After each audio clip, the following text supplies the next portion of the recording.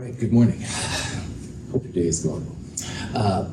Next Monday, when you come to class, what's going to happen, you'll turn in the determination of KSP delta G delta H delta S for calcium hydroxide lab that we did on Monday. Problem set 5 will be up. Problem set 5 has questions from both chapter 16 and chapter 17. Chapter 17 is the electrochemistry stuff we're doing right now. But the quiz will be only over chapter 16. So it'll only be over entropy, enthalpy, Gibbs free energy, stuff like that. And then after we do that, we'll go next door and we'll do a lab which is quite different from the other labs we've done so far. It's called the Qualitative Analysis of Group 1 Cations Lab. I abbreviate it as QA1, hopefully for obvious reasons. I think you're going to have a fun time with this lab. It's not a math lab, and it's more about mixing things together, looking for colors, precipitate, stuff like that. So there's not a lot of math. I think people usually find this kind of fun. I do want you next week to bring your goggles. All right, goggles are going to be really important. Lots and lots and lots of chemical reactions. And also next week, and for the QA3 lab, our last lab, don't wear open-toed shoes, like no sandals or Tevas, stuff like that. Make sure you've got like tennis shoes, boots, something like that. And also don't wear shorts. If you wear shirts where your midriff is showing, don't wear those, all right? I only do it to protect you, all right? I want you to have a good experience. Once in a while, I've had stuff, the chemical, there's so many chemicals being mixed that sometimes the stuff gets kind of crazy. And in case it would get on you, I'd like it to hit the fabric, before it got to your skin or something like that. Any questions? Sweet. All right, so Monday, we were talking about balancing redox reactions. And a redox reaction is where electrons are being transferred. They come from the site, the chemical that's being oxidized, and they go to the chemical which is being reduced. We talked about Leo says GER. Leo stands for lose electrons oxidized. GER stands for gain electrons reduced. And in order to understand the power of redox reactions when it comes to chemistry, we need to be able to balance redox reactions. And there's some little special techniques. They're not hard, but we're going through them right now.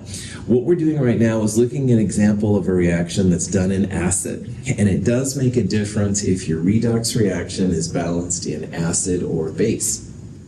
So the overall reaction we're looking at here is this vanadium complex going to this vanadium complex. Now, the traditional way of balancing a redox reaction is to use oxidation numbers. So for example, this vanadium I know is a vanadium +5, this is a +4. So you can see that the charge on the vanadium is becoming less positive, so that means it's gaining electrons. And if you do the same thing for zinc, it goes from a 0 to a +2, so it's losing electrons. But the advantage here is that if you follow these steps, you don't really have to worry about the oxidation numbers. And usually people find this to be an easier technique. So you can absolutely do oxidation numbers, but if you follow these procedures, you won't have to. So what you want to do is you first want to separate the two parts out. And it basically just means put the chemicals that look somewhat together on each side. So like the zinc is going to zinc 2+, and the two vanadium compounds are in the other one.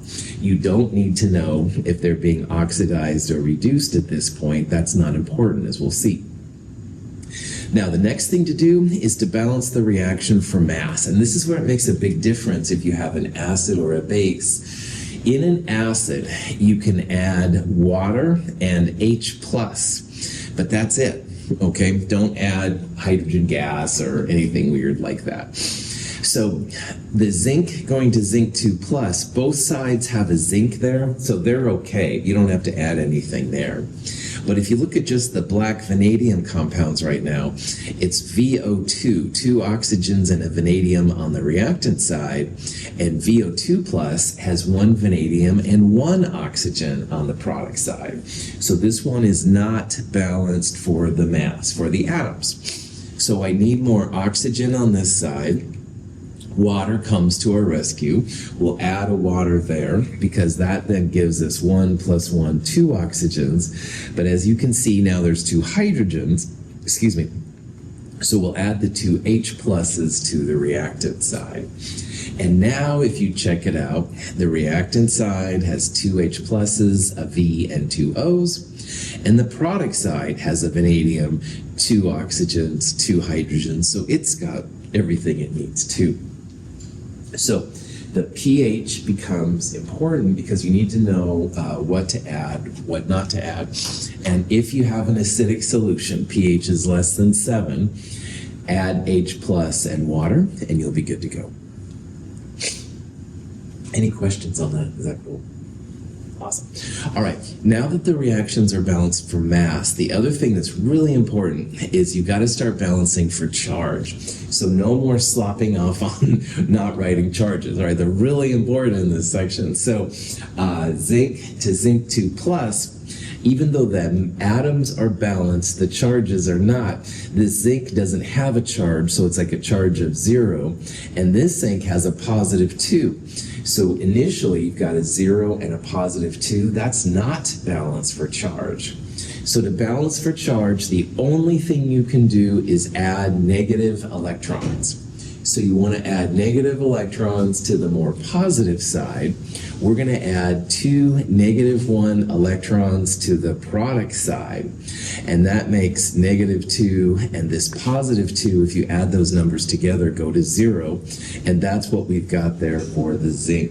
So this reaction is now balanced for charge. Both sides are 0.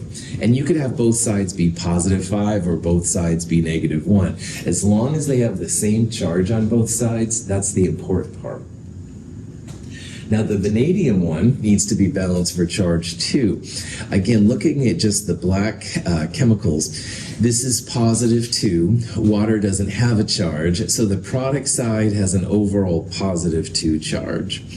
And if you look at the reactants here, we have 2 +1s and a +1 on the VO2 species.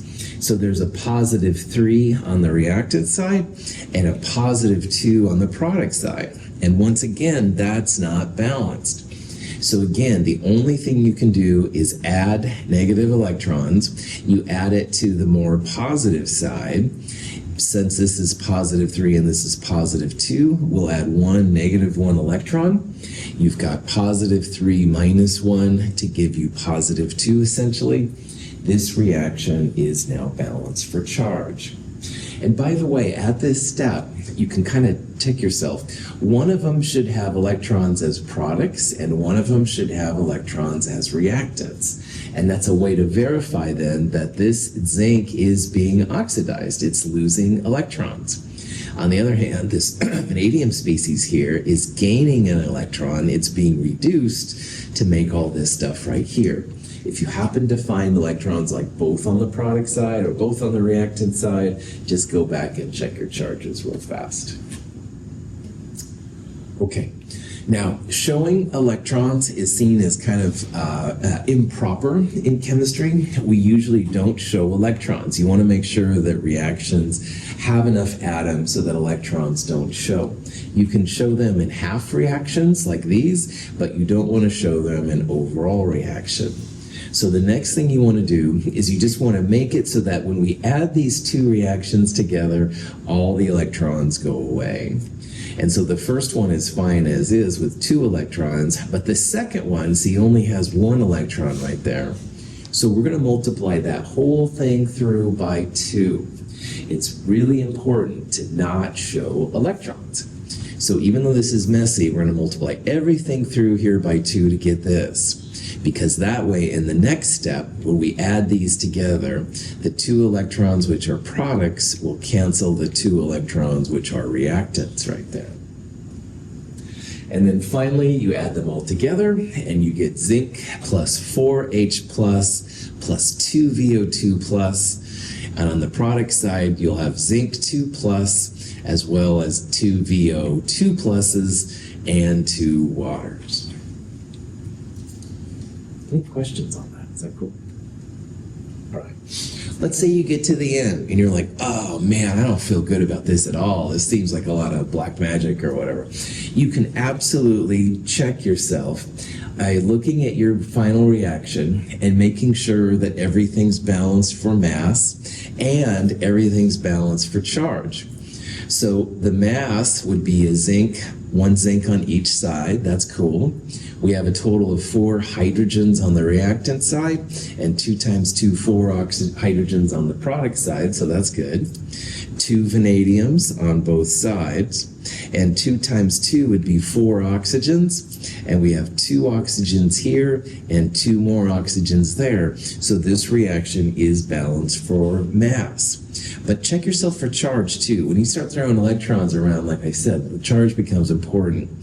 So the things on the reactant side that have a charge, we have 4 positive ones and 2 positive ones. So that means there's a total of positive 6 on the reactant side.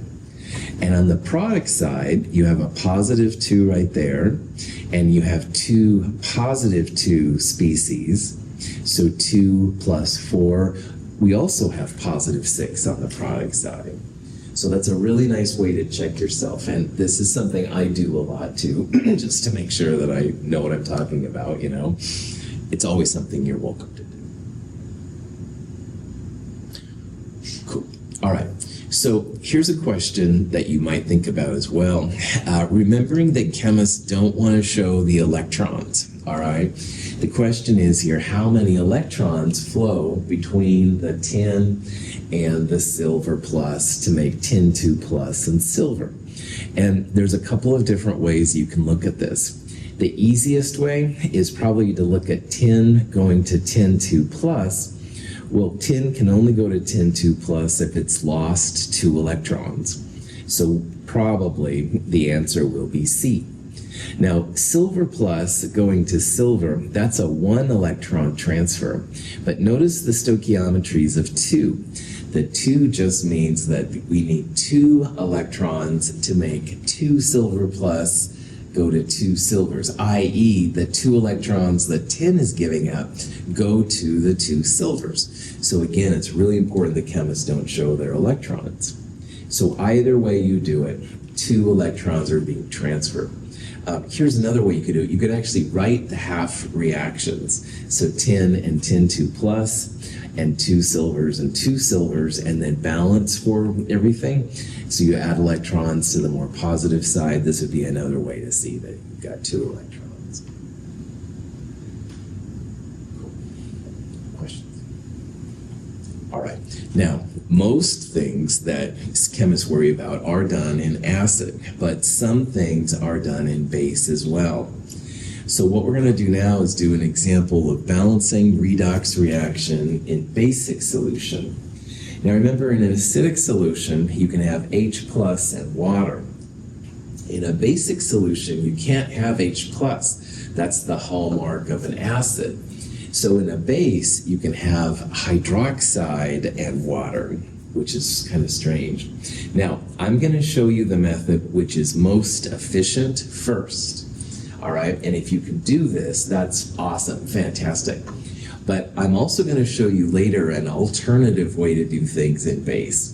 And in the alternative version, which is longer, you do it in acid first, which people usually have no problems, and then you neutralize in base. And for whatever reason, I usually use the longer method. I'm a lazy chemist, and I hate doing things if I don't have to. However, balancing redox reaction in base, the quicker way doesn't work for me all the time. So I'll show you both ways, and you can pick either way you want to. So in this reaction, we're looking at permanganate and manganate. Permanganate is MnO4 minus 1, and manganate is MnO4 2 minus.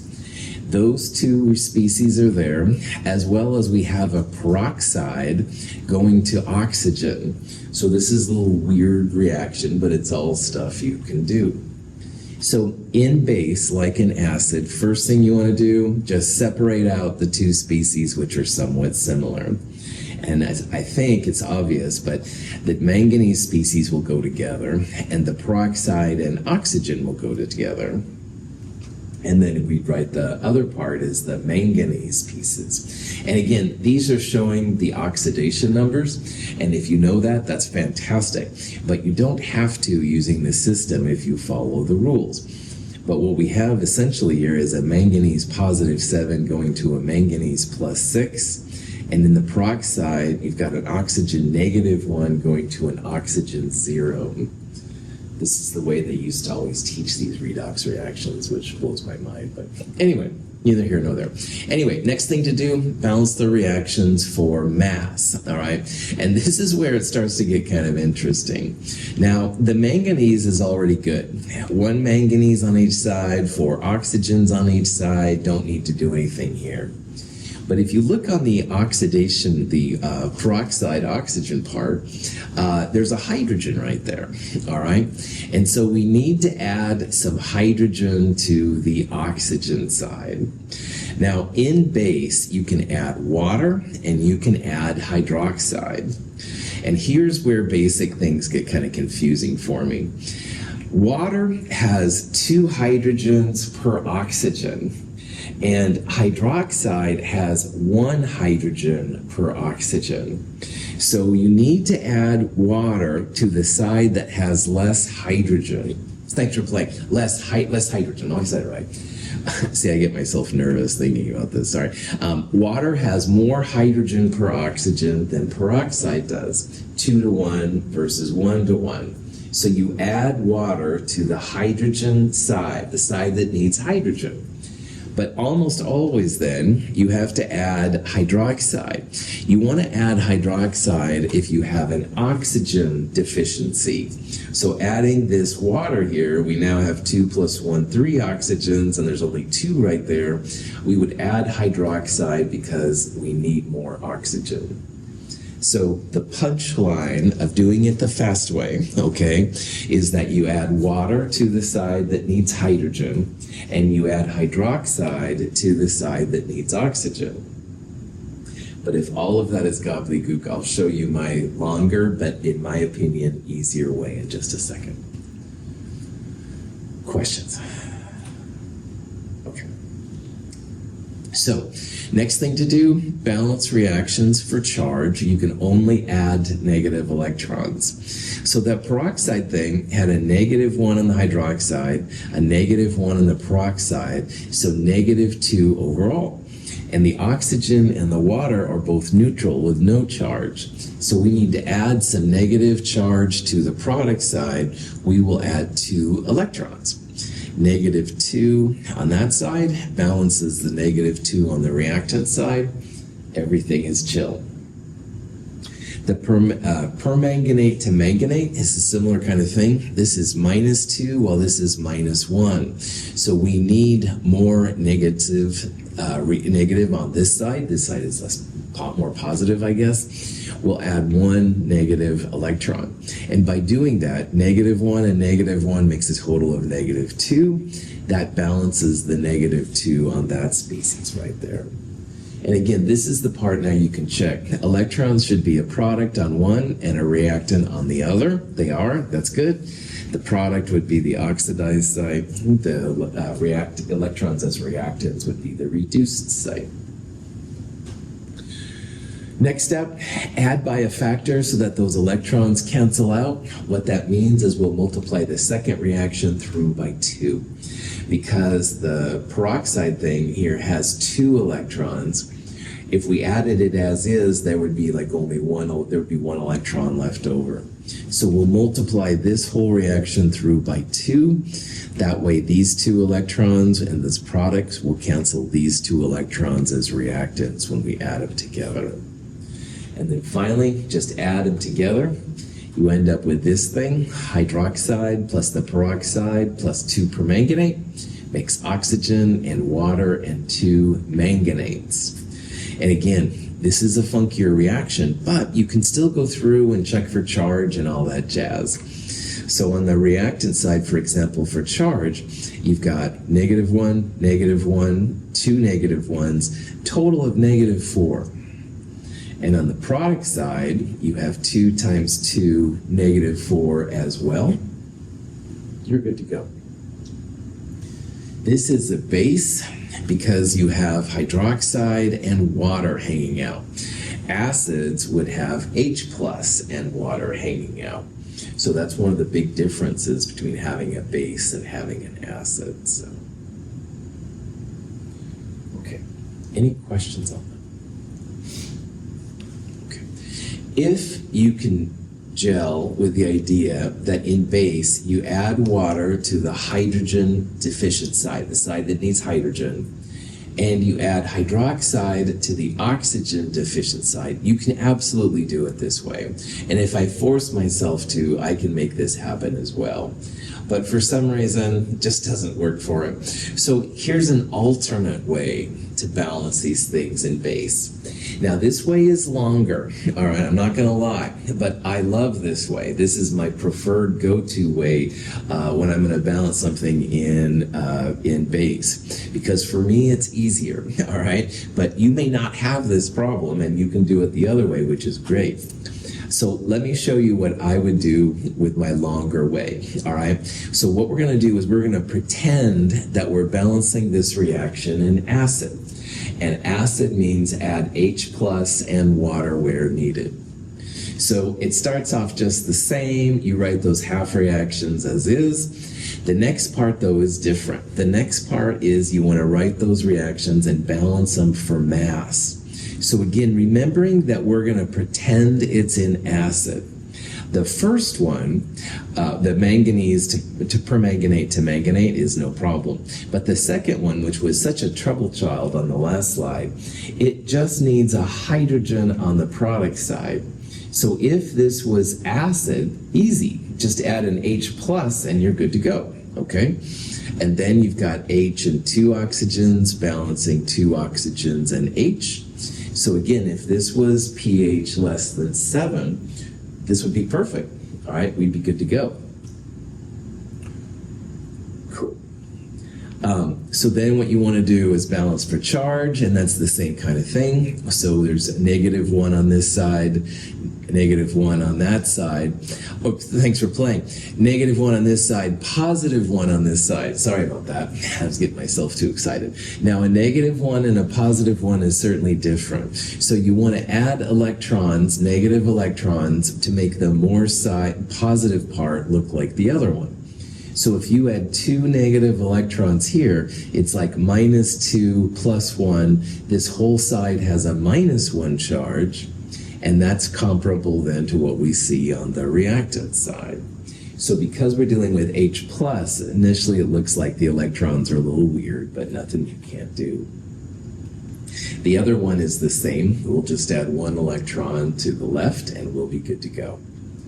And like before, the next step, you want to add some kind of factor to make sure that all of the electrons are canceled out. So the peroxide has 2 electrons, leave that alone. The other one will multiply through by 2. And again, that's because we want the 2 electrons that are products there to be canceled by 2 electrons, which are reactants there. Don't show electrons in your final reaction, blah, blah, blah. So you add these 2 reactions up together, and you end up with this reaction. A peroxide plus 2 permanganate, making oxygen, an H plus, and 2 permanganate. And you can absolutely make sure this is balanced for mass. You can make sure that it's balanced for charge, all that kind of jazz. And everything should be good to go. So for example, for charge, -1 there, 2 times -1, there's -3 overall on the reactant side. On the product side, you've got a +1, but you also have 2 times -2, -4.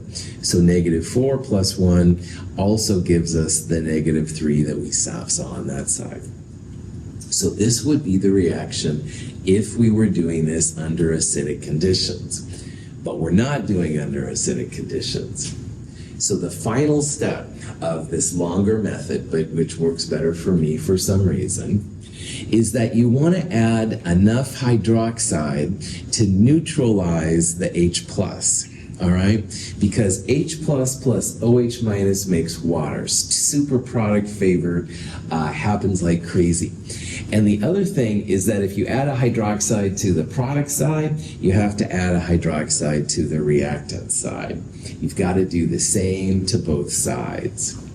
So for our reaction, which was ready for acid, what we're going to do is we're going to add a hydroxide to neutralize that H plus, because you can't have H plus roaming around in a base solution.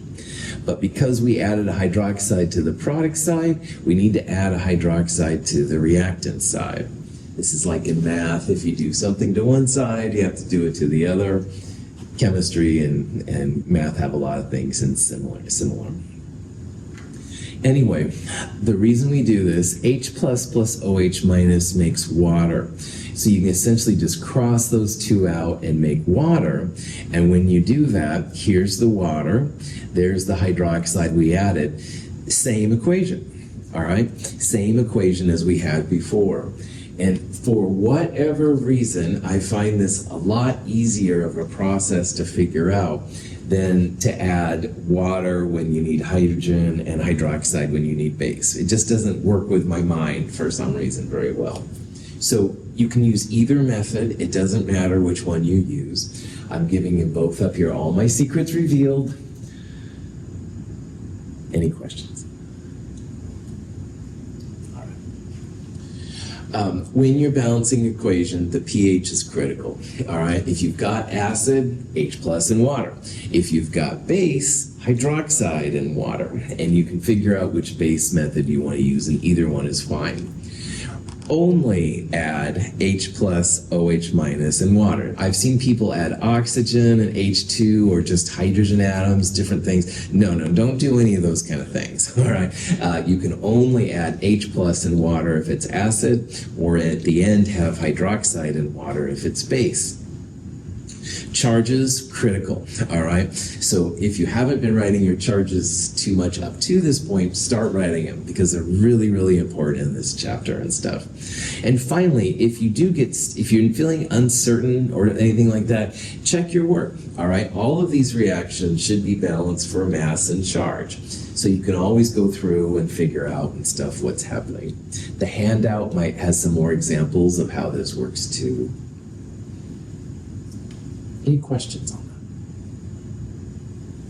that? Okay, so the whole reason we're doing these balancing redox reactions is to have a better control over a chemical reaction. Because there's a lot of cool things you can do if you can control how electrons are moving around. So on Monday, I showed some examples of reactions like this, which is called a direct redox reaction. And if you had Chem 221 with me in the fall, and you guys both did, the empirical formula lab, we took a zinc strip and we placed it in blue copper solution, and copper metal, kind of a red copper metal thing, started to come off, and you weighed it to find the empirical formula, blah, blah, blah. That's an example of a direct redox reaction. You're putting the oxidized and the reduced species together. The zinc loses electrons to become zinc 2+, so zinc is being oxidized. Copper 2+ is gaining those electrons to become copper metal. All right, so it's being reduced. The zinc metal had less mass at the end when we did the lab than it did at the beginning. That's because the zinc ions go into solution. They're not part of the solid, stuff like that. Anyway, this redox reaction is, again, a direct redox reaction. And the advantages of direct redox reactions is you have percent yields very close to 100%, which is really, really cool. And you can figure out oxidized and reduced and stuff like that. So again, direct redox reactions are great, but you don't have any control over those electrons, as we'll see. So here's another question you might ask. Oh, that's right. I've been talking about oxidized and reduced a lot because this is what chemists usually do. However, in the real world, they almost use reducing agent and oxidizing agent. and frustrates me as a chemist. But anyway, it says which species is the reducing agent here, all right? Reducing agent is another term for something that is oxidized, all right? If something is oxidized, it's also known as a reducing agent. So earlier we talked about how nickel is going to nickel 2 plus. It's becoming more positive because it's losing electrons. So nickel is being oxidized. That means that nickel would be the reducing agent. Oxidized, reduced, oxidizing agent, reducing agent, always relative to the reactants, never to the products, all right, unless you have some special situation. Questions? All right. So in a direct redox reaction, electrons go straight from the site of oxidation to the site of reduction. And in the empirical formula, all of the copper formed right on the surface of the zinc metal. All right, we scraped it off with a rubber policeman, stuff like that. So there's no useful, if you will, electric current. And electric current basically is just moving electrons. So in a direct redox reaction, all the electron just happens right at the surface of something. Again, percent yields can be really high, so that's why they use it a lot. But we're going to look at an alternative way to figure out these redox reactions where we can do more. Now, so instead of having the zinc metal and the copper 2 plus ions in direct contact, you can have them in separate compartments, all right? And if you do it right and you connect it with a wire, stuff like that, electrons start flowing, not naturally, all right? And honestly, this is kind of the idea of a battery. And what people would usually do is they'll have zinc metal in zinc 2 plus solution, so like zinc 2 nitrate or something like that. And then they'll have copper 2 plus ions with like a piece of copper that conducts the electrons through it. And if you connect this over with a wire, electrons start flowing. Now, if you do this, a galvanic and voltaic cell, those are fancy names for electrocells that the electrons just start flowing, all right? It's an active battery, all right? On the other hand, you can set these up and nothing happens. Those are called electrolytic. We'll talk about those later. But a naturally occurring battery, a cell that just starts working, those are called galvanic and voltaic. And if you do it the right way, that's what a battery really is. So here's the same reaction, but now the compartments have been separated. Now, zinc is going to zinc 2 plus, and copper 2 plus is going to copper. But what we've done here is you essentially have like two beakers, all right? And between the two beakers, there's a wire, and you can have a little light bulb to make sure the electrons are actually flowing. And it's just incredible. But you put this stuff together and electrons start flowing. They go from the zinc to the copper 2 plus. So electrons are going this way. But a problem will happen after a while because as more and more zinc 2 plus is created, your solution becomes very, very positive. And on this side, the copper 2 plus, as it goes to copper, you lose a lot of the positive charges goes on. Now, you can't just add copper 2 plus. It's usually like a sulfate or a nitrate or something like that. So if all the copper 2 plus goes away, this side becomes very, very negative. So you have to have another piece connecting them, and this thing is called a salt bridge. And it's basically just a conduit where ions can flow, all right? And what happens is those sulfates go this way, while the zinc 2 pluses then, or sodiums, depending on what it is, go the opposite way. So you don't end up with a super positive beaker and a super negative beaker over there. So the final result is you've essentially created like a highway for electrons. They start here, as zinc goes to zinc 2 plus, electrons go here, and they travel over here to the copper. They're not interested in the copper metal, but boy, are they interested in the copper 2 plus. And so copper metal starts to aggregate down here. But as the copper 2 plus goes away, there's a lot of sulfates. Sulfates go, hey, I think I'm going to go over here and check out all these cool zincs. So it literally is like a highway for negative charge. Pure electrons here, ions, which are more negative right there and stuff to make it happen.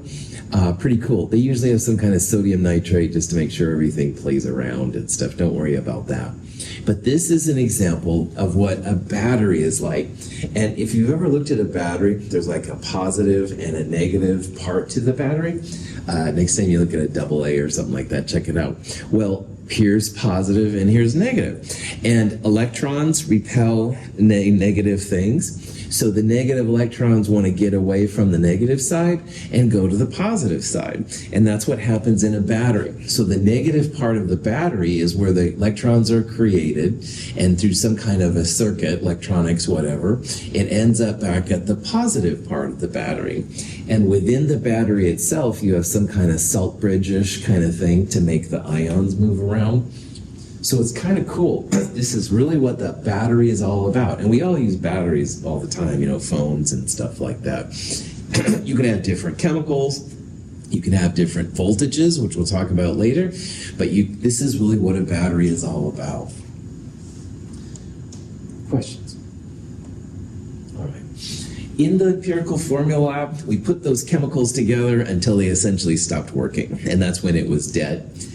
The advantage of this, we can turn it off, all right? Or as like using my remote control, I only turn it on when I want it, and I undo it when I don't want it, right?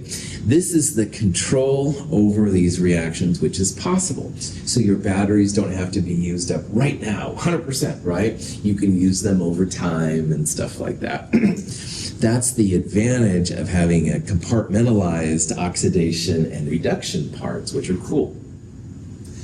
Oxidation and reduction, I'll talk about this a little bit. They call them the anode and the cathode.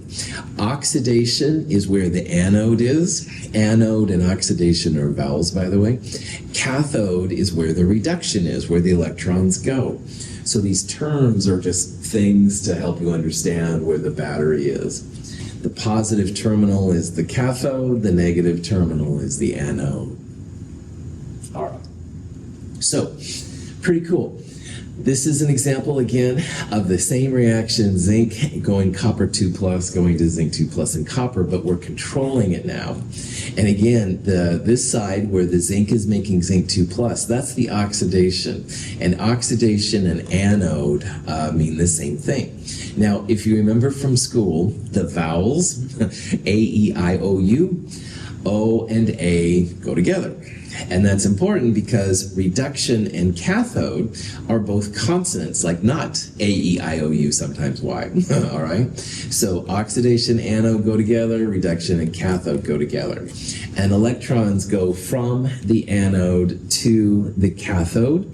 That's why there's the negative and positive. Electrons want to get away from the negative charge and go to the positive charge. The anions, I don't really care if you know this so much, but the anions will go from this side to that side, and you need to have some of the cations go the other way. It's not a big deal to make. The salt bridge just allows you to have those electrons go through. If you're curious what a salt bridge is, it's usually a type of seaweed kind of stuff. You soak it in water to get it all nice and wet, and then you put this thing, a U-tube, not the cool U-tube with cat videos or whatever, but it's literally like a glass tube, all right, stuffed with this agar, seaweed stuff, and the ions just start flowing through. It's just amazing how this works to me. So. Cool. Questions? Okay, so knowing that anode and oxidation go together, important. Cathode, reduction go together, important. So I love these kind of things. Red cat. Sound effects not necessary. Anyway, red cat, reduction at the cathode. All right, that's one thing that scientists use sometimes. On ox and ox. It means anode and oxidation go together. All right. I'm still happy with my vowels and consonants, but honestly, these are just different things that people use, and either way is fine.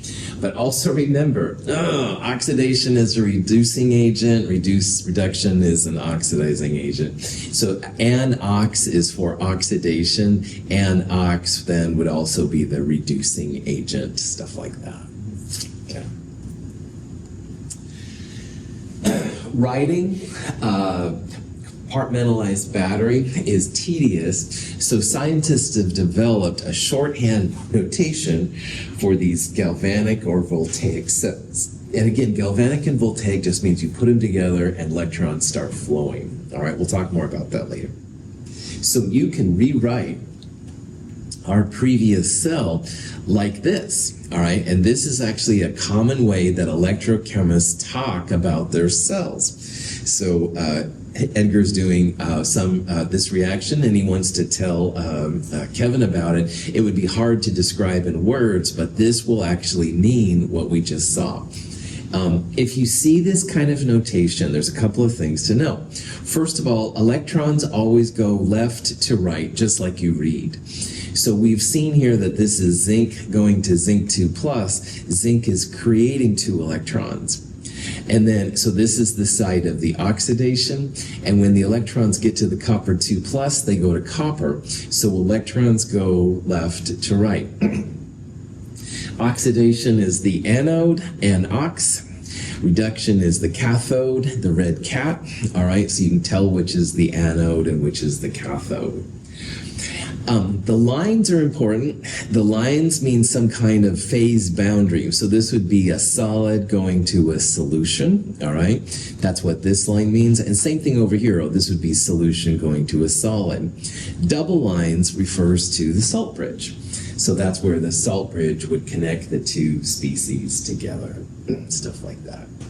So electrons go left to right, anode to cathode, oxidation to reduction. Good to go. Fat cat. See, you know, chemists must not have a lot to do, I guess. But anyway, electrons flow from anode to cathode. Anyway, you don't have to use any of these. They're just different things to help you kind of remember which is which. All right, I'm a cat person, I admit. So anyway, let's look at this example and explain what's happening here. So this is a different electrochemical cell, a galvanic cell, and we can understand what's happening. Now remember, electrons go left to right. The double lines are the salt bridge, all right? So it separates out where the electrons are coming from and where they're going to. So what we would have here, the anode, which is where the oxidation occurs, we would have copper going to copper 2 plus. Single line is the phase boundary between the solid and the solution, and the solution is at 1 mole per liter, as you can see. Now, the cathode would be on the other side. Now, this cathode has chlorine gas at 1 atmosphere going to a chloride solution at 1 mole per liter. So going from a gas to a solution gets a single line. But notice there's another single line here, because metals conduct electricity well, but gases and solutions don't. So what they're using here is a platinum electrode to get the electrons from the copper into the chlorine so it can make chloride, all right? That's what the platinum there represents. You need to have a way to get electrons in. Copper and silver and tin and those kind of, and zinc, no problem. They're metals, all right? But if you don't have a metal, then you need some kind of an electrode. It's usually platinum, can be nickel, palladium, stuff like that. Cool. Any questions? Okay. Voltaic electrochemical cell. An oxidation occurs at an electrode called the anode. The electrons released at the anode travel through a wire to another electrode called the cathode, where the electrons are consumed in a reduction reaction. Anions are then shuttled through a salt bridge from the cathode compartment to the anode compartment. Otherwise, a net negative charge would build up in the cathode compartment. The negative charges move in a circuit through the cell. So again, this shows the highway that electrons essentially are traveling. Electrons travel along the wire just as electrons, which is cool. And then a bunch of negative ions are created on this side. So the negative ions, which are essentially electrons, go to this side so that it keeps everything neutral so you can have more electrons going through. All right. These examples are for copper going to copper 2 plus. That's the anode, the side where the electrons are coming from. And silver plus is going to silver metal then on the other side. So that's kind of cool.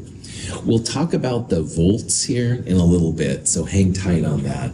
But I just want you to realize what an electrochemical cell does and stuff to figure out how it all works. Okay, so here's an example of an electrolytic cell with zinc and gold, all right? And zinc's going to zinc 2 plus, and gold plus is going to gold. And the question is, what is being oxidized? What is losing electrons? And there's a couple different ways that you could answer this question. You could just remember that this is the anode to cathode, and the anode is the source of oxidation, so that means zinc is going to be the right thing to do. That would probably be the easiest. You could also just look at the half reactions. This would be zinc going to zinc 2 plus and 2 electrons. Over here you'd have gold plus an electron going to gold. So that gold plus is being reduced, all right, and either way would be fantastic. But the left side is the oxidation, that's the anode, so we would say that zinc here is being reduced. And if you see this kind of notation, it is definitely a redox reaction, so that's why E is a little bit silly. If something's oxidized or something is reduced, it's always the first species. So it'll either be zinc or gold plus, all right? It won't be zinc 2 plus and gold metal. It's always the first species listed. Just realize that after that cell bridge, that's another possibility. So, questions? Okay.